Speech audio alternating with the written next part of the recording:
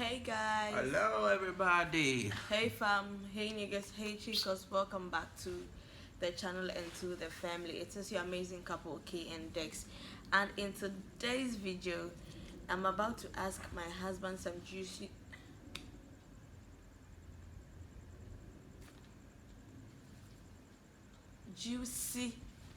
questions that women are afraid to ask men.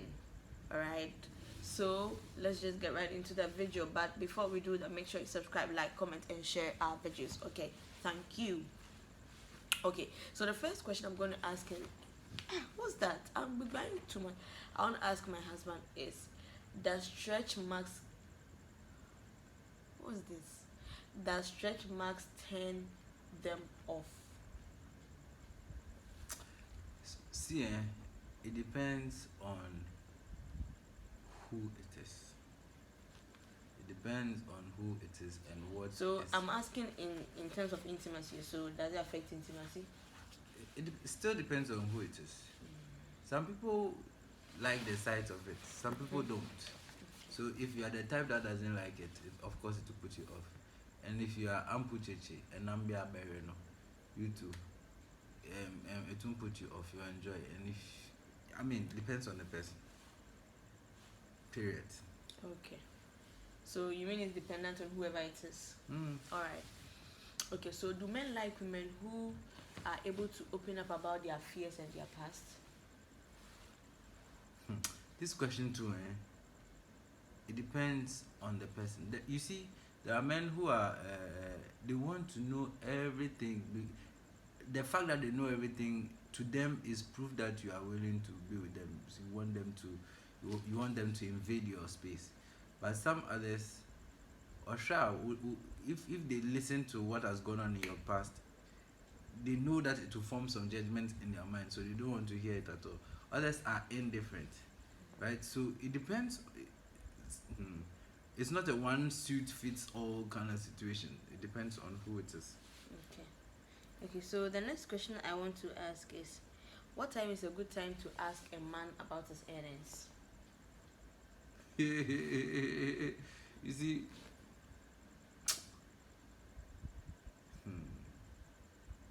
it depends on the. This everything depends. So you see, there are No, people we want that to know your mind. Like, we want you to be the lens through which we can see other men's mind. Alright? Right? the problem is if you see everybody through my eyes, you have a flawed thought.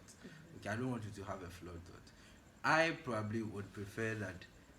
I'll probably even tell you when I'm comfortable with you that this is how much I'm making.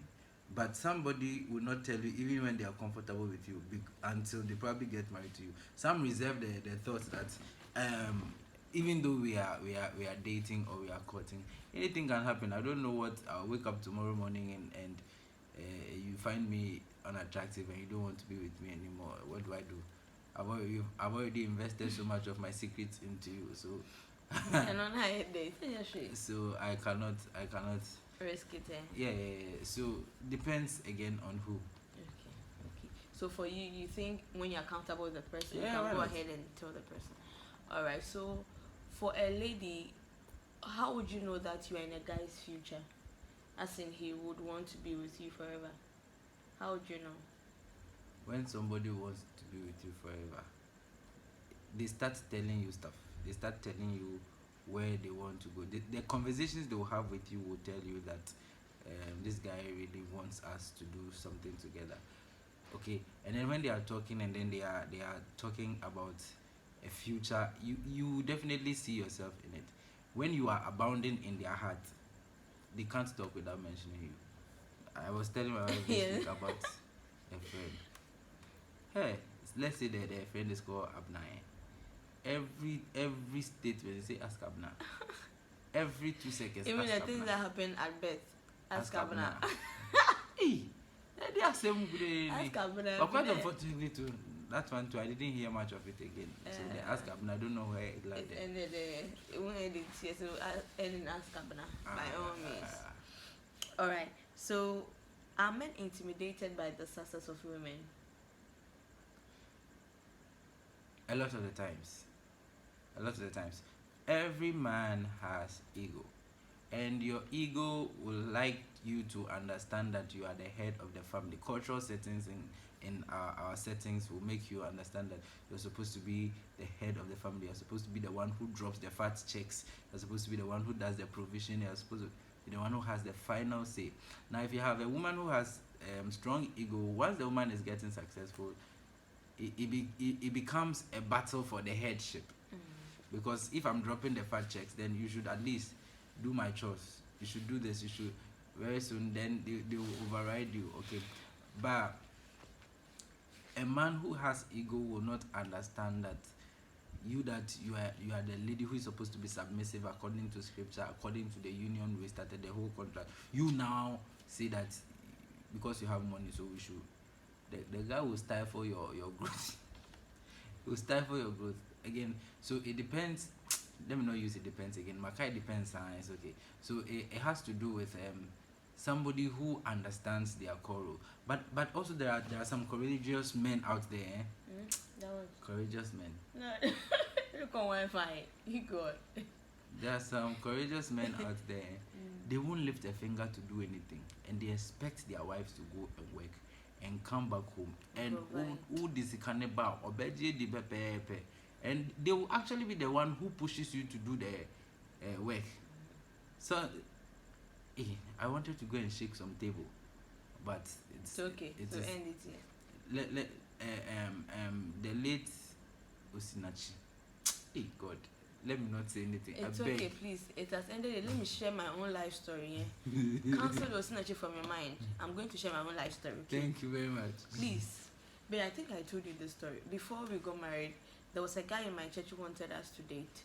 And he once told me that his mom told him he doesn't want him to marry someone who wants to further her education. And I think that time I wanted to further my education. So he says that the mom said it's not the best because I won't respect him. You get it? So someone like that, if you are becoming more successful than him, if you begin earning more than him, it can cause problems in your marriage. Right? So it depends on whoever you are with. As he says. My brother, I want to say. Okay. So the next thing is, why do men hide their emotions? Why do men hide their emotions? Yeah. You see, the thing is that in most relationships, men who show too much emotion are seen as weaklings. It becomes a problem. The men are supposed to be the solid figure there. So when the woman is going through some emotional bouts and is crying and everything, you are supposed to be their comfort. Now the person who is sad and is going through emotions, you are now crying to meet the person who is comforting who, right? As the head of the house, you cannot be weak. So usually it's not like you are not supposed to show your emotions. You have your emotions, all right, but sometimes you just have to make sure that the emotions don't get in the way of being there to help people. And it's okay to cry if you can. Your emotions shouldn't be all around, like everywhere. Now emotions are every flying. 2 seconds you are crying. It's not the best. Oh, come on. Okay. Come on.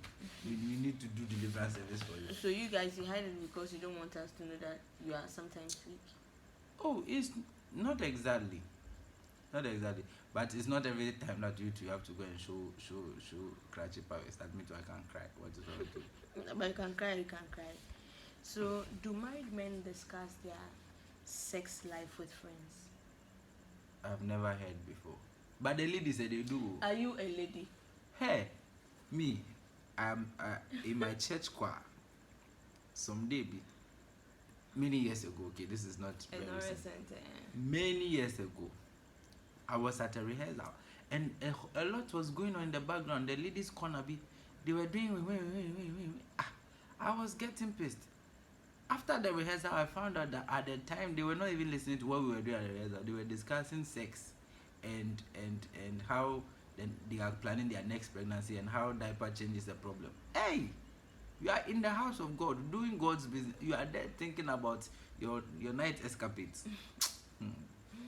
The way I shouldn't send thunder to fire. It is only God that held my mouth.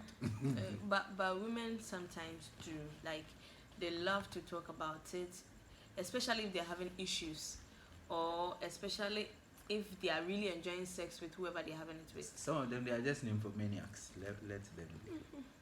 So women really do. They do. Hey. Some women really do. But for guys, I don't know. I don't think so. I No, don't no, think no, so. no. Who am I going to talk to about sex? Who? On my men, they don't talk about it. Okay. We don't have time for that. we don't have time for that. Okay. So when is the right time to ask the guy about any sickness? So let's say I get married. Me say, once you begin to see yourselves getting there, sometimes even if they are your friends, you never know when you go to a place and maybe it has an allergy, pineapple allergy. You don't know. You have gone to do some milkshake with some things, and then you put a hint of pineapple. You go and bring it. The guy drinks the thing, or his face is swollen, his mouth is looking like a gallon.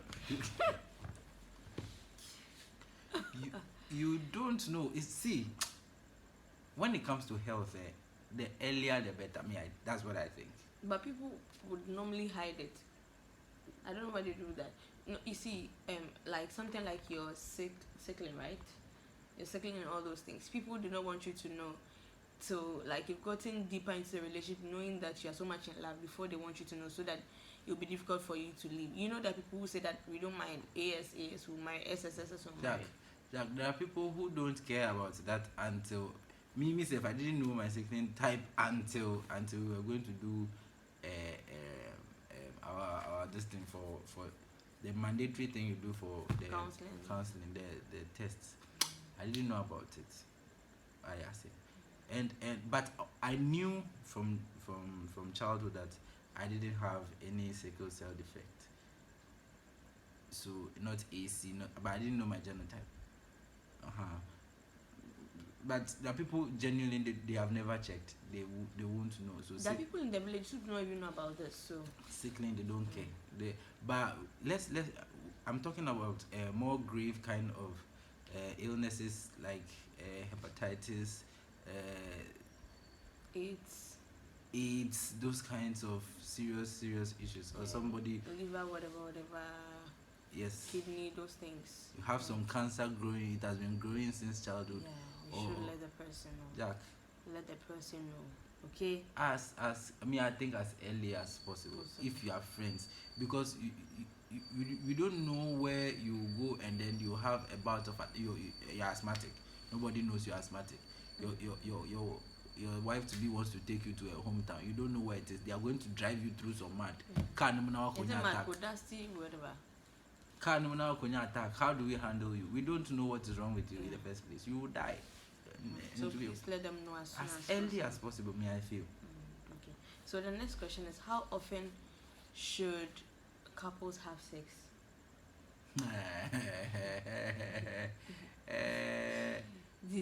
Many schools of thought have ideas. Me, I don't know. I think anytime you are comfortable. If you want to do 5 times a day, if you want to do every day, if you want to do every other week. But you see, the problem is that the sex part of the marriage is also to build bonding. So if you are going to be bonding every other month, then you do the safe journey. I wish you the safest journey in the union. In the whole yes, right? Okay, so to him, as often as you're okay, right? It depends on you. Okay. So this one you ask me, I'll say every second. Thank you very much. Provided you as if what?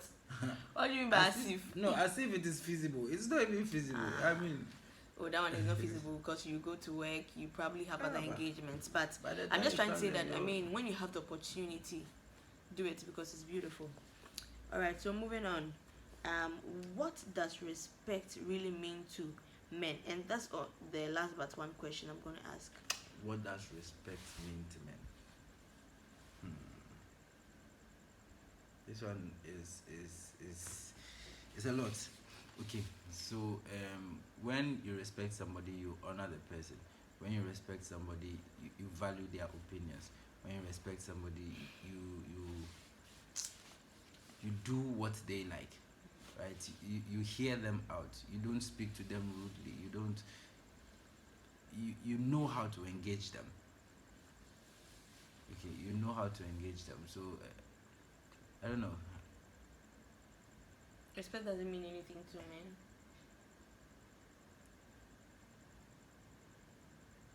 Respect is everything to them, because the most relationships that will go down the drain will be because boy, he doesn't respect me, doesn't respect me. When you go into details of it doesn't respect me, it might have told you something you didn't do, or I expect you to behave in a certain way that you are not behaving in. I need you to conform in a certain pattern you are not conforming to. I mean those kinds of things. I need you to see me in a certain light, look at me as this, speak to me at this level. You are not doing that. You are meeting the person's expectations. That is what they will call respect. So it's based on the perspective of whoever is expecting respect. Okay. All right. So the last question is, why does passion fade after marriage? Why does Passion fade after marriage? pressure Pressure from Pressure. where? from everywhere? You see, you are not. We need to understand that we are not the same since the day we met. We keep growing, and each day comes with new experiences. Each experience leaves an indelible mark on you. Okay, as you are growing, maybe you got married, you have a first child. Now your focus is drifting slowly from your spouse to your child. Now you have to balance between the two. Over time, the second one joins you. You are balancing between three people. At a point, it shifts, and at the time that your passion is shifting, you cannot serve two masters at your say. So one will be dwindling, the other will dwindle. It will be going round. Then the truth is, it is never the same, and it will not. It will not. If you want to say that I want to love you the same way I've loved you since, it won't work. You need to keep growing. If you stop growing, you start dying. So if the passion stops growing, Jack, it starts dying.